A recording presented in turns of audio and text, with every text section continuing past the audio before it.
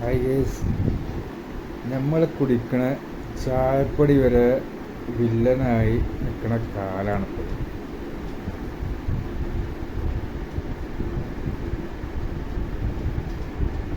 അപ്പോൾ 2 നേരം 3 നേരമൊക്കെ ചായ കുടിക്കണോല് നല്ലോണം ശ്രദ്ധിക്കുക.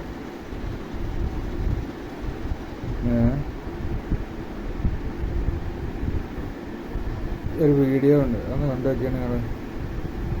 ഇന്നത്തെ ദിവസം റിപ്പോർട്ടർ പുറത്തുവിടുന്ന ഞങ്ങളുടെ ഒരു അന്വേഷണ വിഷയമുണ്ട്. നമ്മൾ നിത്യേന കുടിക്കുന്ന ചായയിലും മാരക രാസവസ്തുക്കൾ ഉണ്ട് എന്ന ഞെട്ടിപ്പിക്കുന്ന തിരിച്ചറിവാണ് ഞങ്ങളുടെ അന്വേഷണം കണ്ടെത്തിയത്. മലപ്പുറത്ത് ഭക്ഷ്യസുരക്ഷാ വകുപ്പ് നടത്തിയ പരിശോധനയിലാണ് ക്യാൻസറിന് വരെ കാരണമാകുന്ന രാസവസ്തുക്കൾ ചായപ്പൊടിയിലുണ്ടെന്ന് കണ്ടെത്തിയത്. മണിക്കൂറുകൾ നീണ്ട ഓപ്പറേഷനിൽ ഈ നേർക്കാഴ്ച പകർത്തി റിപ്പോർട്ടർ സംഘവും ഒപ്പമുണ്ടായിരുന്നു. മായം ചേർത്ത ചായപ്പൊടി നിർമ്മിക്കുന്ന ഉറവിടം കണ്ടെത്തിയതിനോടൊപ്പം 2 പേർ പിടിയിലാവുകയും ചെയ്തു. Reporter big breaking.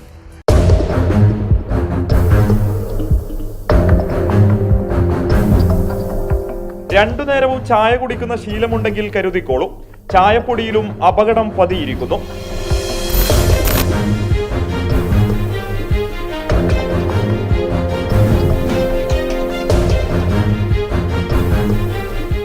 Tirur Tanur ഭക്ഷ്യസുരക്ഷാ ഓഫീസർമാർ സംയുക്തമായി നടത്തിയ പരിശോധനയിലാണ് വ്യാജ ചായപ്പൊടി വീരന്മാർ വലയിലായത്. ജില്ലയിലെ തട്ടുകടകളിൽ കഴിഞ്ഞ മാസം ഉദ്യോഗസ്ഥർ നടത്തിയ പരിശോധനയാണ് സംഭവങ്ങളുടെ തുടക്കം. കടുപ്പം കൂടിയ ഒരു പ്രത്യേക ചായക്കായി ആവശ്യക്കാർ ഏറെയാണ്. ചായപ്പൊടിയുടെ ഉറവിടം തേടിയുള്ള അന്വേഷണം ആദ്യമെത്തിയത് വൈലത്തൂരിൽ. ആവശ്യക്കാരെന്ന് പറഞ്ഞ് ഉദ്യോഗസ്ഥർ വിതരണക്കാരെ ബന്ധപ്പെട്ടു. വേങ്ങര സ്വദേശി അനസ് ഒരു വാഹനം നിറയെ ചായപ്പൊടിയുമായി വൈലത്തൂരിലെത്തി.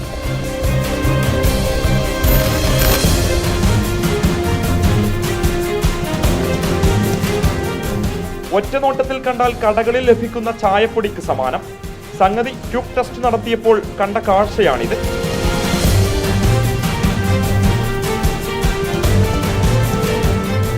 മുഖ്യ സൂത്രധാരന്റെ പേരോ അഡ്രസ്സോ പറയാൻ അനസ് തയ്യാറായില്ല.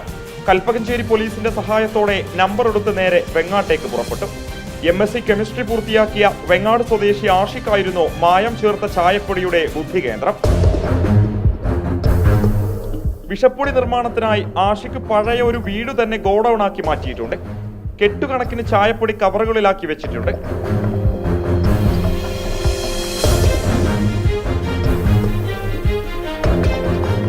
നിർമ്മാണശാലയ്ക്ക് ലൈസൻസോ മറ്റു രേഖകളോ ഇല്ല. അതിനിടയിൽ ചായപ്പൊടിയിൽ മായം ചേർക്കാറുണ്ടെന്ന് ആഷിഖ് തന്നെ സമ്മതിച്ചു. അലമാര തുറന്നപ്പോൾ കണ്ട കാഴ്ച ഞെട്ടിക്കുന്നതായിരുന്നു.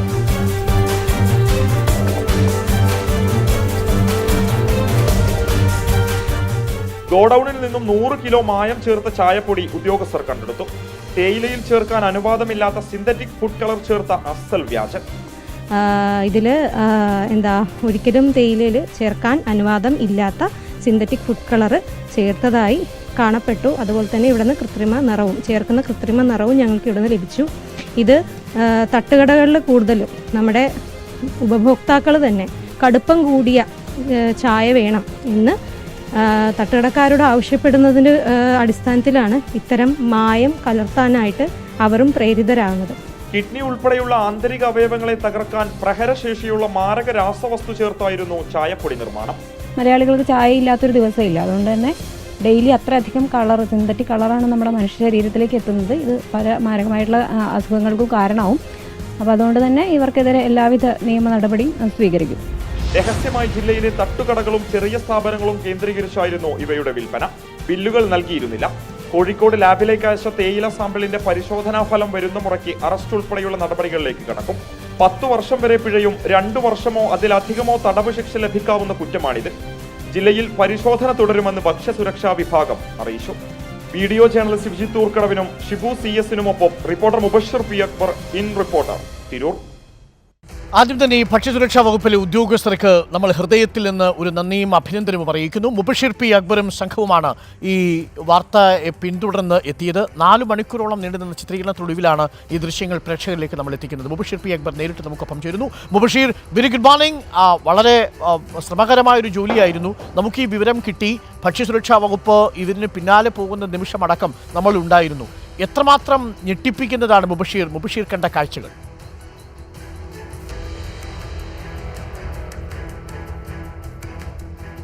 വളരെ ഞെട്ടിക്കുന്ന ഒരു സംഭവം തന്നെയായിരുന്നു അരുൺ. കാരണം സംസ്ഥാനത്ത് തന്നെ ഏറ്റവും അധികം ചെറുകിട കച്ചവടക്കാർ, തട്ടുകടകൾ ഉൾപ്പെടെ പ്രവർത്തിക്കുന്ന ഒരു മേഖലയാണ് മലപ്പുറം ജില്ല എന്നുള്ളത്. ഏറ്റവും അധികം ജനസംഖ്യയുള്ള ജില്ലയാണെന്ന് നമുക്ക് തന്നെ അറിയാം.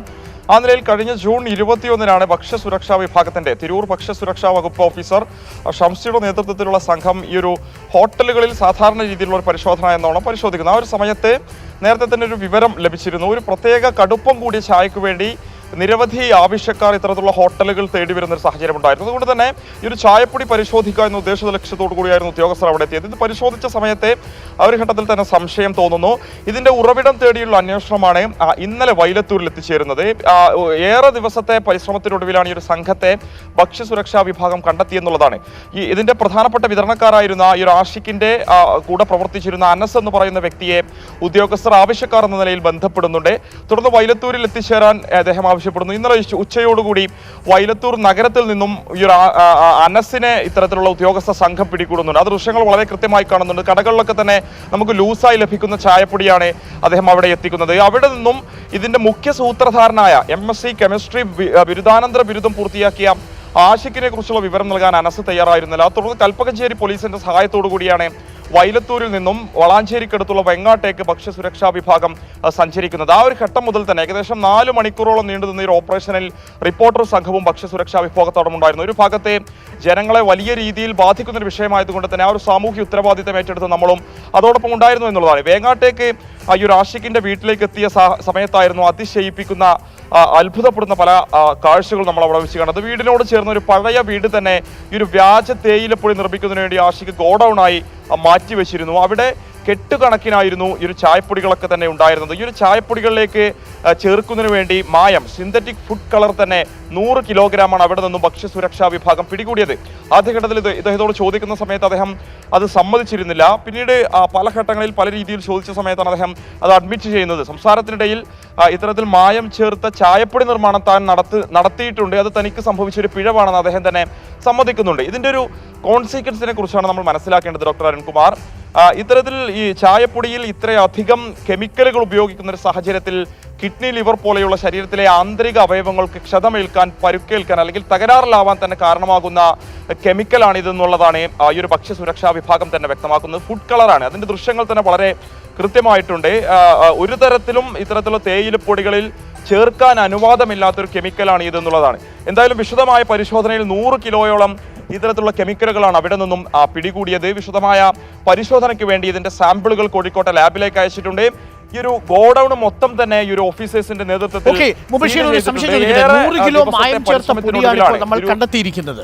തേയിലപ്പൊടിയിലേക്ക് ഈ കളറും ഈ മായവും ചേർക്കുകയായിരുന്നു അല്ലേ? അതായത് ഏതെങ്കിലുമൊക്കെ കമ്പനിയുടെ തേയിലപ്പൊടി അവിടെ കൊണ്ടുവരും, എന്നിട്ട് അതിനുശേഷം ഈ പ്രത്യേക മായം ചേർത്തിട്ടാണ് പിന്നീട് ഇവർ വിൽപ്പനയ്ക്ക് കൊണ്ടുപോവുക, സ്ട്രോങ് ടീ കുടിക്കുന്നവർക്ക് വേണ്ടി അല്ലേ? അതെ അരുൺകുമാർ, 100 കിലോ മിക്സ് ചെയ്തതല്ല, അതിനും അപ്പുറത്തുള്ള തൂക്കം മിക്സ് ചെയ്ത ചായപ്പൊടി ഒരു ഭാഗത്തുണ്ടായിരുന്നതുള്ള. ഇതിൽ മിക്സ് ചെയ്യുന്നതിന് വേണ്ടി കൊണ്ടുവച്ച മായം, അതായത് സിന്തറ്റിക് ഫുഡ് കളർ മാത്രം 100 കിലോഗ്രാമോളം ഉണ്ടായിരുന്നു എന്നുള്ളത്. അത് മാത്രമാണ് അവിടെ നിന്നും കണ്ടുപിടിക്കാൻ സാധിച്ചത്. രഹസ്യ അറകളിലുൾപ്പെടെ ഇദ്ദേഹം അത് സൂക്ഷിച്ചിട്ടുണ്ടോ എന്നതുൾപ്പെടെ ഭക്ഷ്യസുരക്ഷാ വകുപ്പ് പരിശോധിക്കുമെന്നുള്ളതാണ് മനസ്സിലാക്കാൻ സാധിക്കുന്നത്. മറ്റു തരത്തിലുള്ള മായങ്ങൾ ഉൾപ്പെടെ ഒരു ചായപ്പൊടിയിലേക്ക് ചേർത്തിരുന്നു എന്നുള്ളതാണ്. നമ്മൾ മനസ്സിലാക്കേണ്ടത് കെമിസ്ട്രിയിൽ MSc പൂർത്തിയാക്കിയ ഒരു ബിരുദാനന്തര ബിരുദ നേടിയൊരു വ്യക്തിയാണ് ഇത്തരത്തിലുള്ളൊരു പ്രക്രിയയ്ക്ക് വേണ്ടി സമൂഹത്തിൽ ഇറങ്ങിയിട്ടുള്ളത് എന്നുള്ളതാണ്. മലപ്പുറം ജില്ലയിൽ വിവിധ മേഖലകളിലേക്ക് ഇത് വിതരണം ചെയ്തിരുന്നത്. താനൂർ, തിനൂർ, വട്ടത്താണി, താനാട് ഉൾപ്പെടെയുള്ള ഹോട്ടലുകളിൽ ഇത് വിതരണം ചെയ്തിരുന്നു. തട്ടുകടകളിൽ നിന്ന് കണ്ടെത്തിയിട്ടുണ്ട് എന്നുള്ളതാണ്. ബില്ലുകൾ നൽകിയിരുന്നില്ല. ചെറിയ കച്ചവടക്കാരെ കേന്ദ്രീകരിച്ചായിരുന്നു ഇവർ വിതരണം നടത്തിയത്. ഈ ഒരു ചായപ്പൊടി ഉപയോഗിച്ചിട്ടുള്ള തേയില എടുത്ത് ചായ ഇട്ട് കൊടുക്കും അല്ലെ? ഈ മായം ചേർത്ത തേയിലപ്പൊടിയിൽ നിന്ന് ചായ ഇട്ട് കൊടുക്കും, അതാണ് രീതി. തീർച്ചയായും അതെ, തീർച്ചയായും ഈ ഒരു ചായ ഒരു തവണ കുടിച്ചാൽ പിന്നീട് ഒരു ലഹരിയായി മാറുന്ന രീതിയിലുള്ള ഒരു സംവിധാനമായി, അല്ലെങ്കിൽ അത്തരത്തിലുള്ള ഒരു ചായപ്പൊടിയായിരുന്നു ഇതിനു വേണ്ടി ഉപയോഗിച്ചിരുന്നത്. സ്വാഭാവികമായും ഇതിനെക്കുറിച്ചുള്ള കൂടുതൽ പരിശോധനയിൽ അത് എങ്ങനെയാണ് നിർമ്മിച്ചിരുന്നത് മനസ്സിലാക്കുമ്പോൾ ഏറെ ഞെട്ടിക്കുന്നതാണെന്നാണ്. കാരണം ഈ ഒരു ആളുകൾ ഇതിനുവേണ്ടി തേടി വരുമ്പോൾ അതിന്റെ ഒരു ഭവിഷ്യത്തിനെ കുറിച്ച് മനസ്സിലാക്കിയിരുന്നില്ല. മലയാളികളെ സംബന്ധിച്ച് നിത്യേനെ 3-4 ചായ നമ്മൾ ദിവസം പലപ്പോഴും ഈ സ്ട്രോങ് ടീക്ക് അഡിക്റ്റ് ആയവരുണ്ട്. ആ സ്ട്രോങ് ടീ കുടിച്ചുകൊണ്ടിരുന്ന പലരും കുടിച്ചിരിക്കുന്നുണ്ടാവുക ഒരു പക്ഷേ ഇതേപോലെ സൃഷ്ടിക്കപ്പെട്ടിരിക്കുന്ന മായപ്പൊടിയായിരിക്കും എന്നുള്ളതാണ്. ഭക്ഷ്യസുരക്ഷാ വകുപ്പ് എന്തായാലും ഇടപെട്ടു. ഇവരെ 2 പേരെ അറസ്റ്റ് ചെയ്തിരിക്കുന്നു. ഇനി എന്താണ് നിയമ നടപടി മുബഷീർ?